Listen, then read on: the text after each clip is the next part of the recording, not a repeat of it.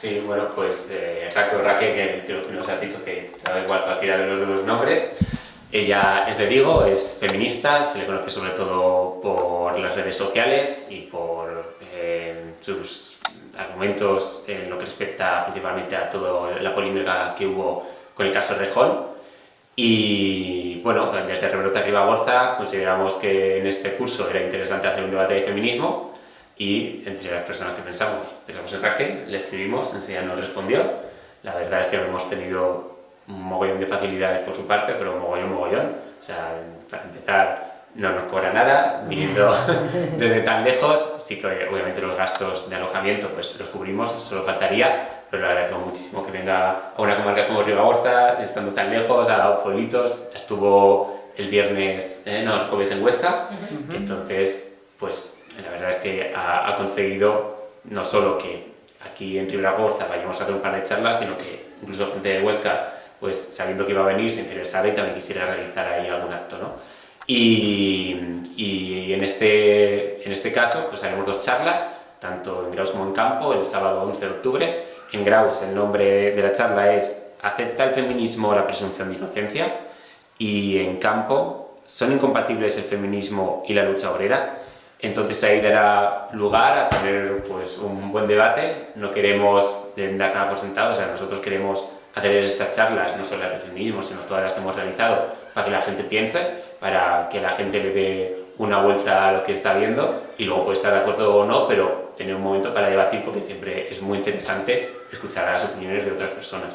Entonces, bueno, pues repito, ¿no? Gracias a Raquel por estar aquí, o también gracias Elena por siempre darnos pie a difundirlo, también a las instituciones que nos han permitido realizar las charlas, en este caso tanto en Comarca como en el Ayuntamiento de Campo, y por supuesto a todas las personas de Rebrota Ribagorza que han ayudado y todas las personas que también han difundido el cartel porque les ha parecido interesante. Perfecto. Pues dicho esto, ya vamos con la protagonista, con esos dos títulos largos, porque hay mucho contenido ahí, ¿no? El primero habla de esos juicios paralelos, hasta qué punto dar publicidad a los casos de feminismo es de ayuda para otras mujeres que están pasando eso, o pueden interferir. ¿Dónde está el equilibrio ahí? Y si hay que parar, vistos los ejemplos, ¿dónde hay que parar? Cuéntanos.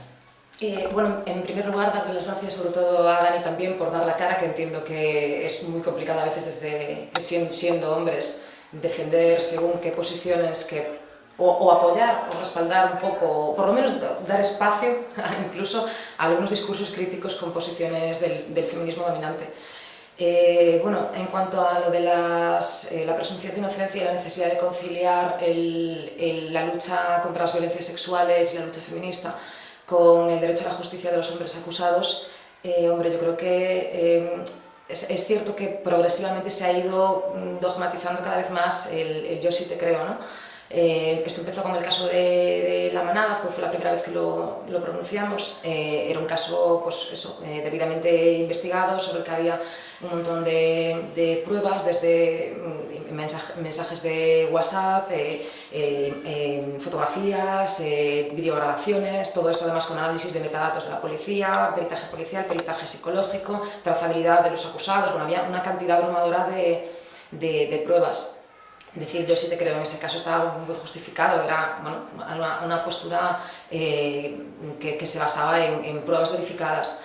El problema es que bueno, progresivamente a lo largo de los años parece que cada vez ha sido como más y más fácil decir yo sí te creo, hasta el punto en que llegamos con el caso Rejón, que fue un caso de bueno, anonimato sin ninguna prueba a través de redes sociales. Entonces, claro, ahí realmente ya nos están exigiendo, ya no estamos hablando de sororidad o no estamos hablando de, bueno, de cierta deferencia por las mujeres o tal, no estamos hablando de creer completamente a ciegas, o sea, de un proceso totalmente opaco y que además que está, digamos que las denuncias anónimas en ese caso estaban manejadas a discreción por una periodista vinculada de una forma muy evidente a un partido político. Entonces, bueno, creo que ahí, yo creo que esto fue lo que empezó a hacer despertar a mucha gente. O sea, si yo igual pude haber sido la primera persona en hacer una crítica desde mi cuenta, que era pequeña y tal, pero luego pues fueron habiendo más voces también en la zona de Asturias. Hubo María José Capellín también había escrito un artículo en la revista Nortes muy crítico con esto y hablando de los paralelismos de las delaciones durante el franquismo. Y bueno, hablando también además de lo que le llaman la pena del telediario, ¿no? Los juicios mediáticos y esto de los tribunales paralelos, ¿no? Entonces, creo que ahí fue un punto de inflexión para que todas nos detengamos un segundo a revisar y hacer cierta autocrítica de a dónde nos está llevando igual el sensacionalismo, a veces por parte de algunos medios de comunicación o de las redes sociales, el dramatismo que se crea, y quizás si hay una cierta explotación en un sentido de como una especie de chantaje emocional, ¿no? Que se va creando como de si no respaldas esto es que no eres lo bastante feminista, ¿no? Pues bueno, creo que sí que tendríamos que empezar a reflexionar acerca de todas estas dinámicas. Estos casos en los que has estado más involucrada, ¿crees que han supuesto un antes y un después en este asunto? Yo creo que el caso Errejón indudablemente va a sentar un precedente en la historia del movimiento feminista español, o sea, lo creo. Principalmente por lo espectacular que fue que provocar la dimisión de un político mediante un mensaje anónimo sin pruebas, pero también porque luego llegó la denuncia en la policía de Elisa Mouliá, que además fue acompañada también de la denuncia de Aida Nízar, la tertuliana de prensa rosa, muy polémica y tal. Nadie le hizo caso a la denuncia de Aida Nízar por lo evidente, ¿no? Porque es una clara simpatizante de Vox y parecía que no era un relato demasiado creíble, ni siquiera coincidía en fechas, no era ni siquiera como muy posible, ¿no? O sea, quiero decir, se ve claramente que obviamente las mujeres como seres humanos pues abarcamos todo el espectro de lo moral, desde lo más abyecto hasta lo más bondadoso que pueda ser lo humano, y claro que puede haber mujeres que mientan, ¿no? En el caso de Elisa Mouliá especialmente se ha visto que hasta lo más impactante ha sido que ni siquiera sus propios amigos, citados por ella misma como testigos del caso, han querido respaldarla, y se han filtrado unos audios que han generado muchísima polémica de su propia amiga, la dueña de la casa en la que tuvo lugar los actos, presuntamente tuvieron lugar los actos que ella denuncia, y directamente le decía: tía, estás intentando meter en la cárcel a un tipo por algo que no ha hecho. Creo que las palabras eran prácticamente textuales en uno de los audios. Entonces, claro, yo creo que sí, esto no va a pasar inadvertido. Creo que esto, desgraciadamente, ha socavado en parte la credibilidad del movimiento feminista, porque una de las acusaciones que se hacían constantemente por parte de la derecha, ¿no? Y de los hombres antifeministas, el discurso de la manosfera que la llaman, es a día de hoy basta con la palabra de una mujer. Y desgraciadamente le hemos dado la razón, en el sentido de que esta dinámica de acusaciones anónimas en redes sociales se basaba en eso, en que pretendían que bastase con la palabra de una mujer. Bueno, y ni siquiera de una mujer, porque al ser mensajes anónimos no podías ni siquiera garantizar el sexo del autor del mensaje o la autora del mensaje. Entonces sí, no sé cómo evolucionará esto a partir de ahora, pero bueno, creo que han salido también poco a poco más voces, que Emma Zafón hace poco también, escritora catalana, hacía una crítica en un hilo de Twitter al proceso de Cristina Fallarás y a la inercia de creer ciegamente acusaciones de violencia sexual. Entonces bueno, dentro de poco además, sí. Dentro de poco se estrena una película que creo que también viene a cuestionar esto y que está generando mucho debate, que es Caza de brujas, protagonizada además por Julia Roberts. Yo creo también que eso, era cuestión de tiempo que el mundo de Hollywood, que fue un poco de donde partió el movimiento Me Too, hubiera una cierta reacción, no una reacción en un sentido derechista o machista, pero sí una reacción como mínimo de, a ver si esto no estará como generando... Se nos ha ido de las manos. Exacto, como una pendiente resbaladiza y tal. Entonces, parece ser que la película de Caza de brujas viene a como mínimo plantear preguntas. En cualquier caso, es un antes y un después, ¿vale? Se prima pues, que haya un juicio, por supuesto, pero el daño al movimiento feminista, que no sé en qué momento dirías que está, yo creo que a lo largo de la historia ha pasado por distintas etapas, ¿no? Y estaba en una etapa bastante clara, ¿no? Y yo creo que esto también marca otra, tal vez, ¿no? Igual que Me Too dices que tiene ya estas respuestas, no sé, ¿crees que también para el movimiento feminista es otro momento? No sé si esto, no creo que vaya a dar inicio a una nueva etapa demasiado definida, porque me parece que la fuerza cultural que tienen los movimientos identitarios a nivel global ahora es descomunal. Entonces, bueno, aunque en España haya ocurrido algo tan ruidoso, vivimos en un mundo muy globalizado, seguimos recibiendo muchísimas influencias de otros países. Sí que es cierto que, por ejemplo, en Argentina hay muchas más feministas que empiezan a señalar el problema de no respetar la presunción de inocencia, entre ellas Julia Mengolini, que la han entrevistado aquí en algunos medios. También me pareció interesante la postura de... déjame un segundo que recuerde el nombre.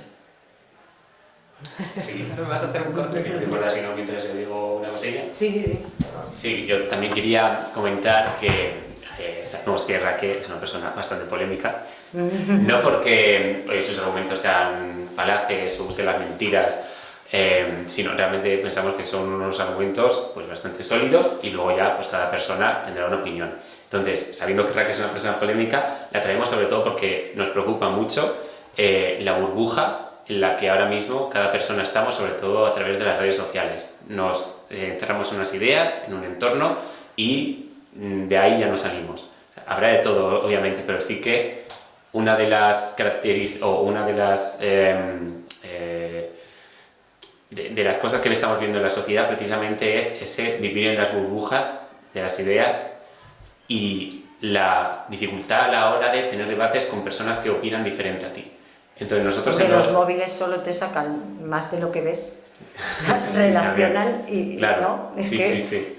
Claro que es difícil, pero ya tecnológicamente es que es difícil porque... Sí, entonces nosotros... No, miras un contenido y enseguida tienes mucho contenido relacionado con ese que has mirado, ¿no? Eso y es. si aguantas más de tanto ya no te digo nada, es un monográfico.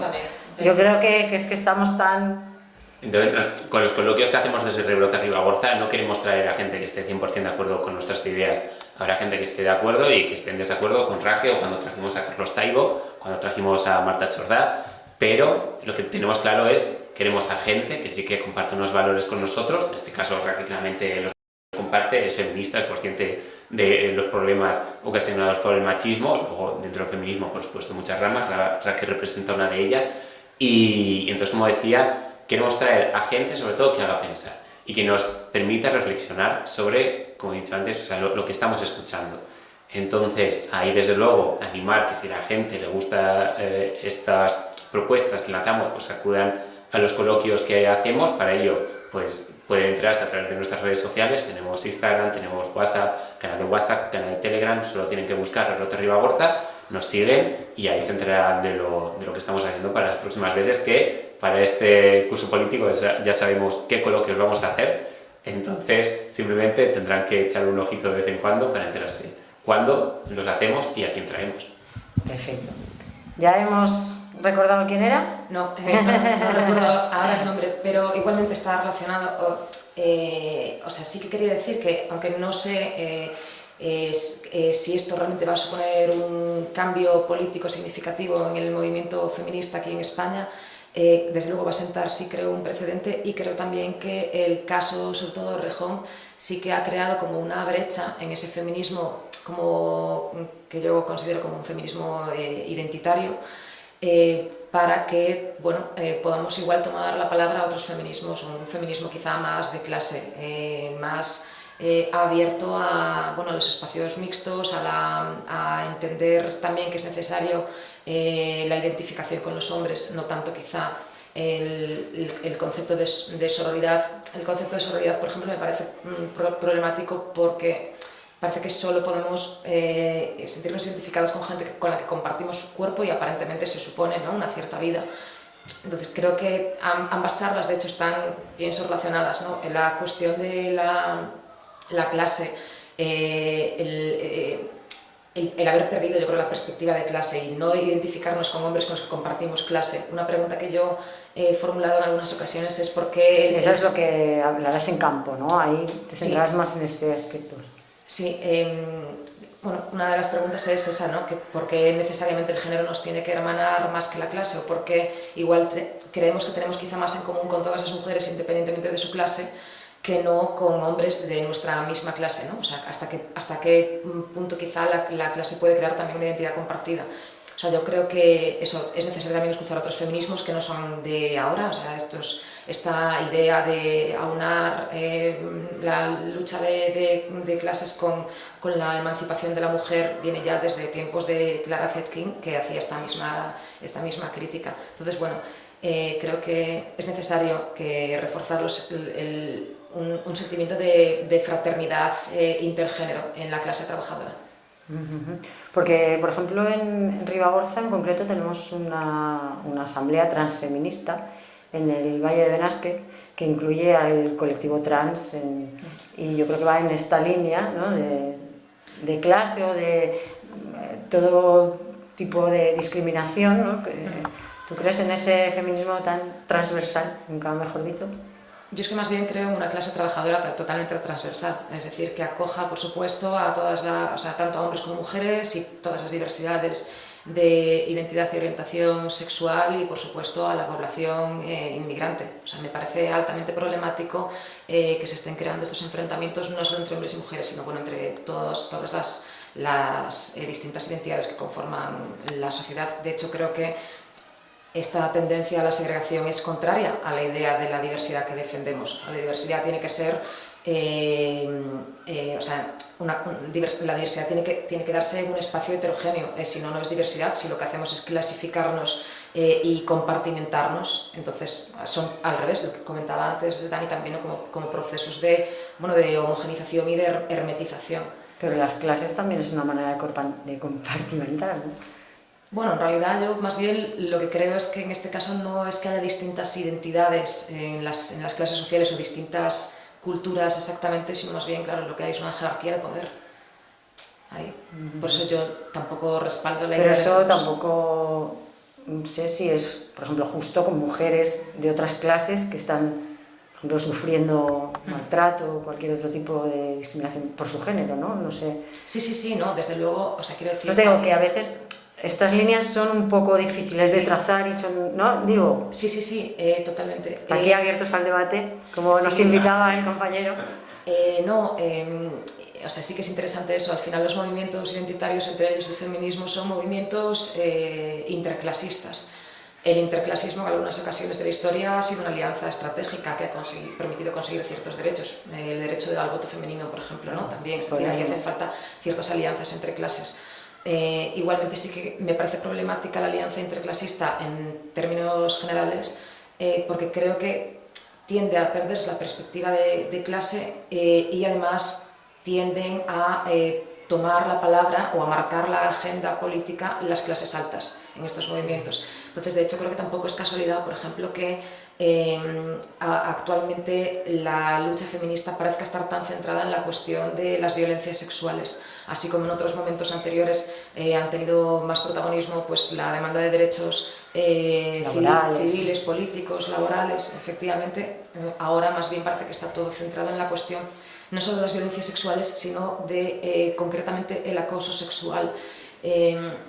Entonces, bueno, creo que más bien esto lo comentaba muy bien Bell Hooks en el libro del Feminismo es para todo el mundo, en el capítulo 7, que lo titula Lucha de clases feminista, y ella dice que uno de los problemas que se daban en los movimientos, o sea, en el movimiento por la emancipación de la mujer y tal, es que aunque eran muy conscientes tempranamente las mujeres de clase trabajadora de la jerarquía de clases que tenía lugar ahí, claro, quienes tenían acceso al poder mediático y quienes recibían más atención por parte del público y los medios eran las mujeres burguesas, ¿no? Entonces, al final, eran quienes podían colocar en la agenda política aquellos que eran sus intereses o los problemas que más le afectaban a ellas. Entonces, yo creo que ahora, bueno, al final, esta cuarta ola feminista del Me Too la han iniciado y han sentado sus bases mujeres de la más alta clase, que son superestrellas del cine de Hollywood. Claro, los problemas que tienen esas mujeres, una parte la podemos compartir, porque todas esas mujeres, independientemente de nuestra clase, sufrimos en alguna medida, o hemos sufrido en alguna medida, episodios de distinto grado de violencia sexual, pero también considero que bueno, las mujeres de clases más bajas tenemos otros problemas que deberían de tener más atención de la que tienen en este momento. De todas maneras, la quinta ola podría ser un feminismo que se abriera a todo, más que cogiera, lo que dices, desde ese Me Too hasta ese acoso sexual de las clases más bajas, Sí, encontrar la fórmula, esa línea que uniera todo, incluyendo a los hombres también, ¿no? Con esa presunción de inocencia un poco más.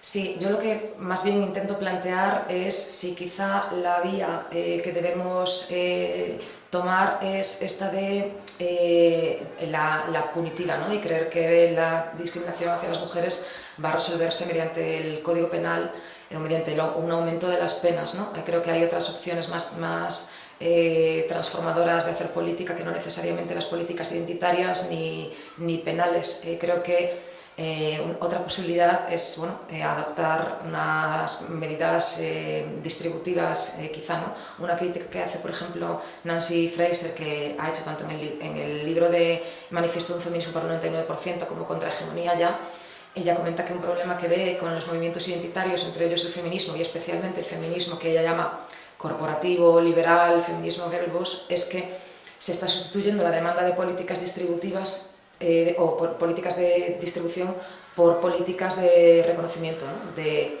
visibilidad, de representación. De grupos, ¿no? Claro, algo como más prestando atención a lo simbólico y a lo cultural y no tanto a lo material. Y bueno, había algo muy interesante que había comentado en una ocasión Yolanda Díaz cuando se subió el salario mínimo interprofesional. Ella había dicho que a ella le parece una política feminista.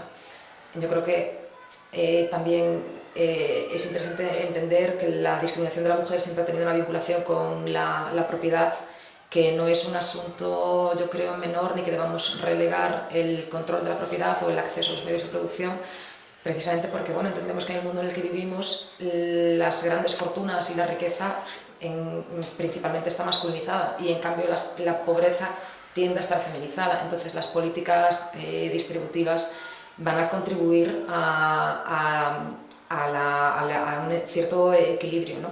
En el caso del aumento del salario mínimo interprofesional se redujo, o sea, eso provocó una reducción de la brecha salarial de género, porque obviamente había más mujeres que hombres que estaban cobrando por debajo del actual salario mínimo.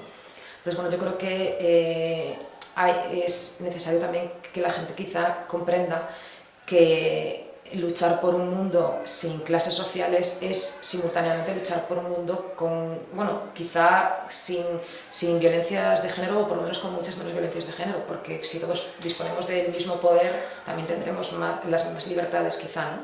Entonces creo que es mejor ir a la raíz del problema y tener políticas anticapitalistas quizá que, no sé, actualmente esta cultura como muy controladora acerca de las relaciones sexorománticas y el trato, la responsabilidad afectiva, hiperconcretar el consentimiento sexual. Creo que esto más bien es poner parches, es un poco reformista quizás. Pues casi el futuro del feminismo es hacer desaparecer el feminismo y cambiarlo. Por lo que has dicho, esta última parte casi queda... Yo creo firmemente que a través de la lucha de clases... Por eso, ¿no? Que en realidad se acaba con la desigualdad. Casi eso solucionaría el problema. Sí, yo creo que en un mundo sin clases es muy difícil que hubiera desigualdad de género, o la que pudiera haber sería muchísimo menor que la actual. Entonces sí, me parece que hay que apuntar a eso. Perfecto, pues lo dejamos ahí.